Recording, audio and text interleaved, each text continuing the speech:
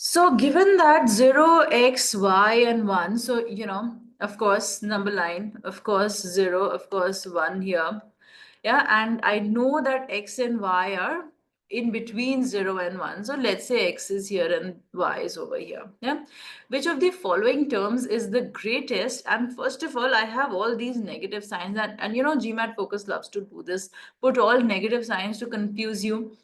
Nothing. Yeah, when I have these all are negative, I'm just going to flip their signs, because comparison with negative numbers is a whole lot more complicated in my head than the positive numbers, because it's not intuitive, right?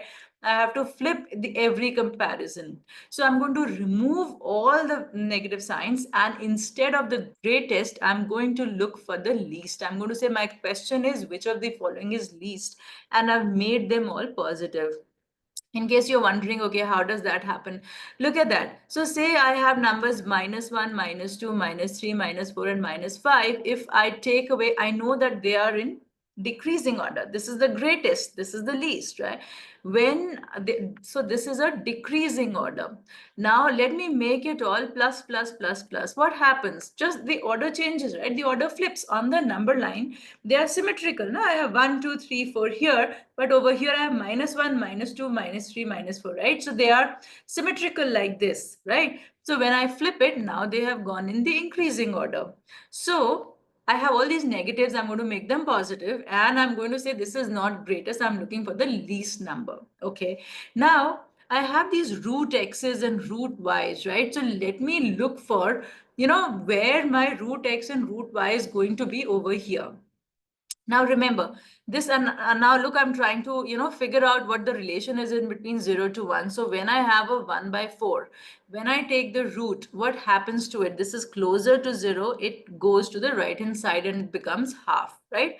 Your 0 is here and your 1 is here. It's become greater. So when I'm going to take the root of x, what will happen?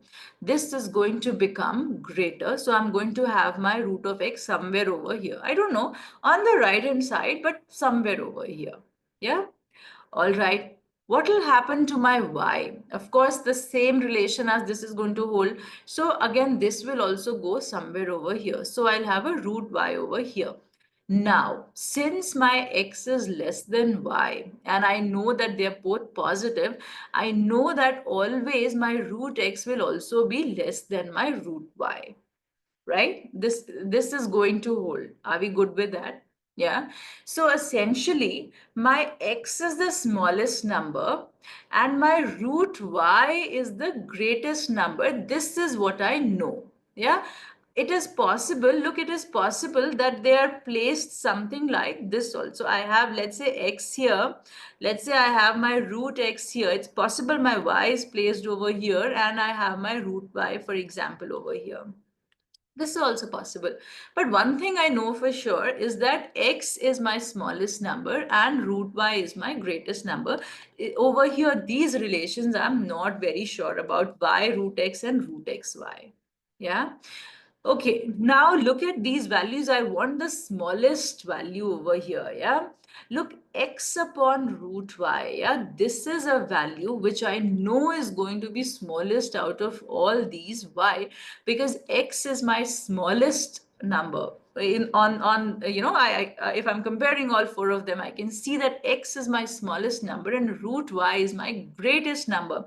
So I can flip it all whatever I want. I can say root x upon x, or this is my root x upon x, which is going to be greater than 1 because root x is greater than x, right? I have a root y upon y. Again, this is going to be greater than 1 because root y is greater than y. I have x upon root y. X is the smallest number, root y is the greatest number here, which means x upon root y is going to be the smallest value in this particular range. Yeah, y upon root x. So I have y upon root x. It could be greater than 1 or it could be smaller than 1. I don't know. But for sure, in either case, it is certainly greater than x upon root y, because when I want my smallest fraction, I reduce my numerator and I increase my denominator. So this is the smallest numerator that is possible and this is the greatest denominator that is possible. So of course, then this is going to be my the smallest value, x by y. Of course, x is then here and y is here. My root y is certainly greater than y in this particular region, right? So my answer here is C. Is this okay? Right? Is this cool? Yeah, understanding how, uh, what is the relation when between x and root x in 0 to 1, and then what is the relation between two values in this particular region? That is the key to solving the question. Yeah.